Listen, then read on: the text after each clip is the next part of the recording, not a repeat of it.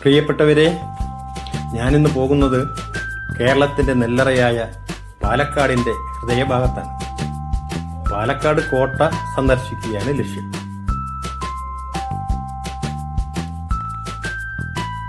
പോകുന്ന വഴിയിൽ ഒരു ചിൽഡ്രൻസ് പാർക്കുണ്ട്. അത് പൂട്ടിയിട്ടിരിക്കുകയാണ്.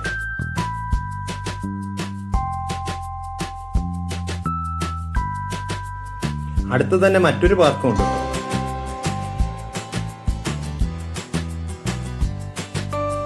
ഇപ്പോൾ കാണുന്നത് പാലക്കാട് കോട്ട മൈതാനമാണ്. ഒരു കാലത്ത് ടിപ്പു സുൽത്താന്റെ ആനകൾക്കും കുതിരകൾക്കും ലായമായിരുന്നു ഈ മൈതാനം. ഇന്ന് ക്രിക്കറ്റ് മത്സരങ്ങൾക്കും പ്രദർശനങ്ങൾ, പൊതുസമ്മേളനങ്ങൾ എന്നിവ നടത്താൻ ഉപയോഗിക്കുന്നു. ഇതിന്റെ മുന്നിലാണ് കോട്ടയിലേക്കുള്ള വാതിൽ.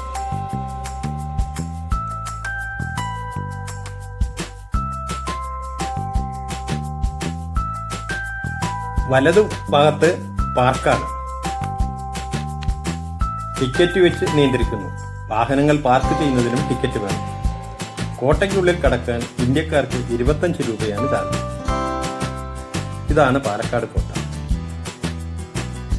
ഇവിടെ നിൽക്കുമ്പോൾ 100 കണക്കിന് വർഷങ്ങൾക്ക് മുമ്പ് ഇവിടെ ശിരസറുത്തെറിഞ്ഞ സൈനികരുടെയും അടിമകളുടെയും ചുടുചോര ഒഴുകിയ മണ്ണിലാണ് നിൽക്കുന്നതെന്ന് ഓർക്കണം. ദൂരെ എവിടെയോ നിന്ന് വരുന്ന ഒരു പടയുടെ ബഹളവും ഉള്ളിൽ അലയിരിക്കണം. അതാ നോക്കൂ, ഒരു കുഞ്ഞനാമ ശാന്തമായ കിടങ്ങിലെ ജലപ്പരപ്പിൽ ഓടിക്കളിക്കുന്നു. അല്ല, അവരുടെ കുടുംബം തന്നെയുണ്ട്.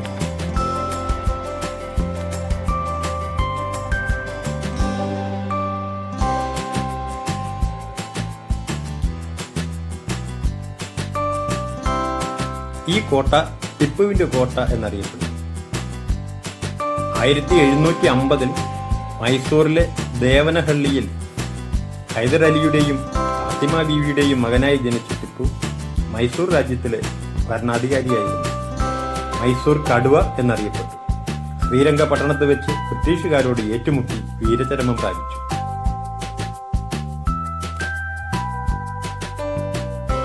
ഈ കിടങ്ങിൽ വേനലിൽ പോലും വെള്ളം വറ്റാറില്ല. ധാരാളം മീനുകളും ആമകളും ഉണ്ട്. അവ സന്ദർശകരെ സ്വാഗതം ചെയ്യുന്നു.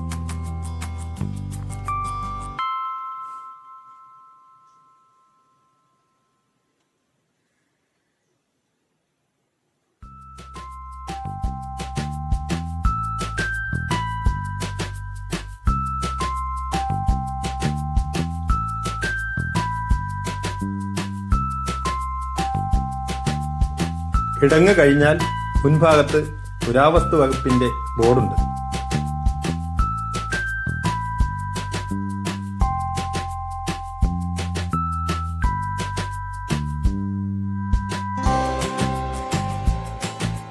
അതിൽ പാലക്കാട് കോട്ട എന്നാണ് എഴുതിയിരിക്കുന്നത്. ടിപ്പുവിന്റെ പിതാവ് ഹൈദരലി 1766 ഇവിടെ നിന്നിരുന്ന കോട്ട പുതുക്കി പണിതു എന്നും രേഖകളിൽ കാണാം. കിടങ്ങും കോട്ടയും കൊത്തളങ്ങളുമാണ് ഹൈദരലി പുതുക്കി പണിതത്. നമ്മൾ ആദ്യം കാണുന്ന കൊത്തളത്തിന്റെ മുകൾ ഭാഗമാണിത്. ഇതാണ് കോട്ടയുടെ ഒരു വാതിൽ. ഇവിടെ ഒരു ഹനുമാൻ ക്ഷേത്രമുണ്ട്. പ്രവേശനവാതിൽ കടക്കുമ്പോൾ കരിങ്കല്ല് തൂണിൽ താങ്ങി നിർത്തിയ കോട്ടയുടെ ഭാഗങ്ങൾ ആണ് കാണുക.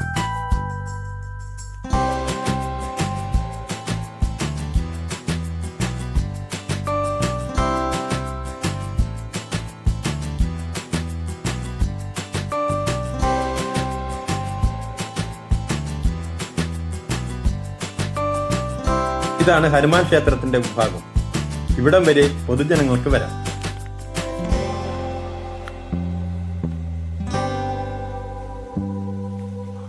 ഇതാണ് ടിക്കറ്റ് ചെക്ക് ചെയ്യുന്ന സ്ഥലം. 2 സൈഡിലും കാണുന്ന മണ്ഡപങ്ങൾ സേനാനായകർ ഉപയോഗിച്ചിരുന്നതാണ് സാധ്യത.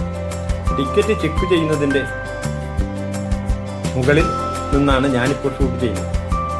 വിശാലമായ ഗ്രൗണ്ടാണ്. നിറയെ പടുകൂറ്റൻ മരങ്ങൾ.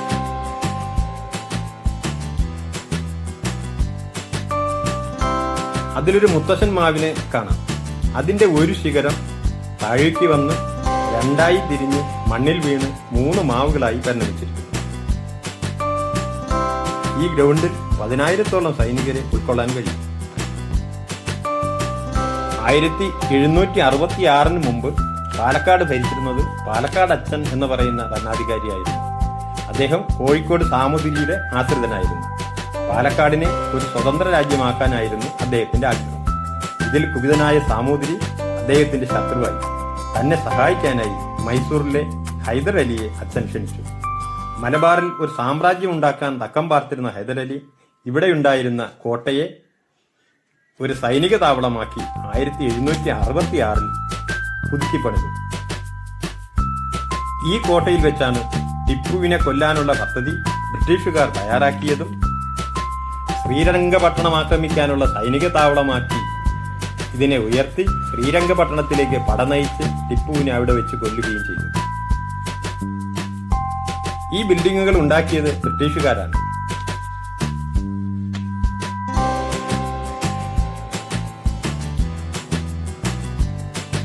ടിക്കറ്റ് എടുത്ത് ധാരാളം സഞ്ചാരികൾ കോട്ട കാണാനായി വരുന്നുണ്ട്. ഇവിടുത്തെ തണൽ മരത്തിന്റെ ചുവട്ടിൽ എപ്പോഴും വിശ്രമിക്കാം.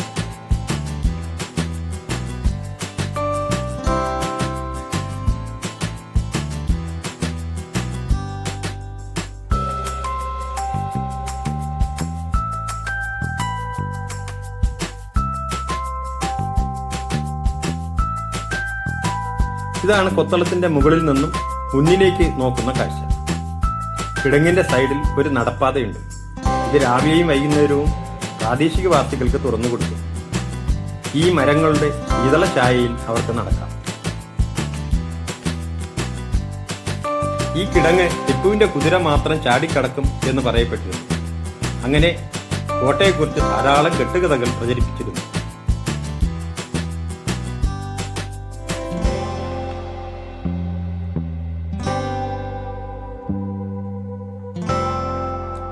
ഇവിടെ ഒരു നീളൻ കെട്ടിടവും അടുത്തായി കരിങ്കല്ല് കൊണ്ട് പണിത ഒരു കുളവും കാണാം.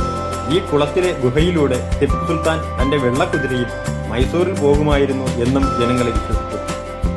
2025 പിണറായി സർക്കാർ വയനാട്ടിൽ ഒരു തുരങ്കപാത ഉണ്ടാക്കാൻ ശ്രമിച്ചിട്ട് നടക്കുന്നില്ല, അല്ലേ?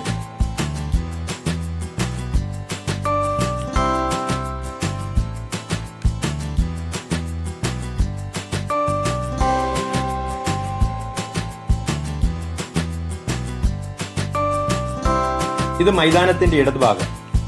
എവിടെ നോക്കിയാലും ക്യാമറ കണ്ണുകളിൽ പ്രേമജോഡികളുടെ സല്ലാപങ്ങൾ കാണാം. കേരളത്തിൽ സ്വൈരമായി പ്രേമിക്കാൻ ഒരു സ്ഥലമില്ല. കഷ്ടം.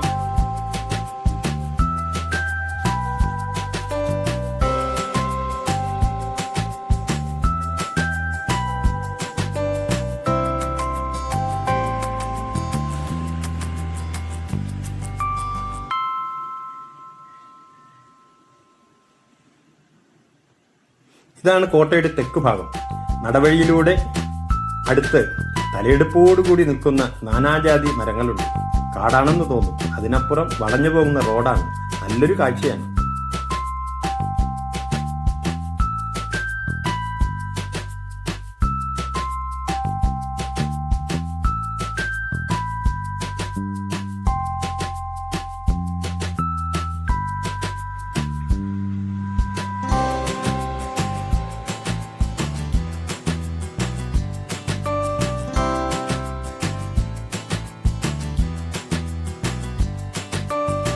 കൊത്തളത്തിന്റെ ഉൾഭാഗം പലതിലും വ്യത്യസ്ത വലിപ്പമാണ്. പൊട്ടിപ്പൊളിഞ്ഞു കിടക്കുന്നു. പുരാവസ്തു വകുപ്പ് പുതുക്കി പണിയുകയും ചെയ്യുന്നുണ്ട്.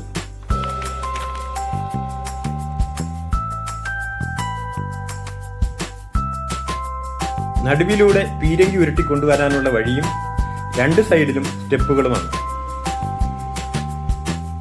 സൈഡിൽ 2 ഗുഹയുമുണ്ട്. പീരങ്കിക്കുഴൽ പുറത്തേക്ക് നീട്ടിവെച്ച് പട്ടാളക്കാർ അകത്തു നിന്നും കയറ്റി വെടിമരുന്നിന് തീ കൊടുക്കും.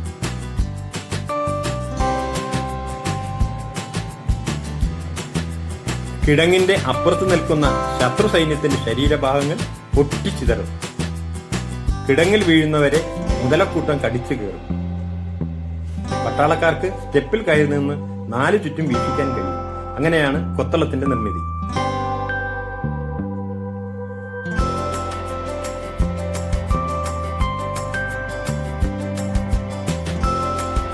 ഈ കൊത്തളങ്ങളുടെ മുകളിൽ നിന്നുള്ള കാഴ്ച മനോഹരമാണ്.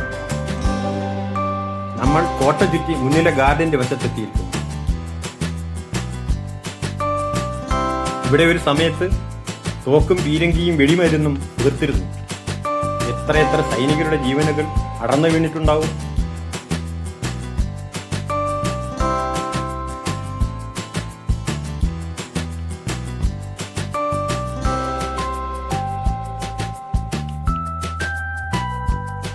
വീണ്ടും ഗ്രൗണ്ടിലെത്തി. ധാരാളം സഞ്ചാരികൾ കളിച്ചു രസിക്കുന്നു. ഇവിടെ കെട്ടിടങ്ങളുടെ ഉള്ളിൽ ജയിലുണ്ട്. അവിടെ പോകാൻ നമുക്ക് അനുവാദമില്ല. ഇതാ ഒരു കിണർ. പഴയകാലത്ത് നിർത്തുള്ള നിർമ്മിതിയാണ്.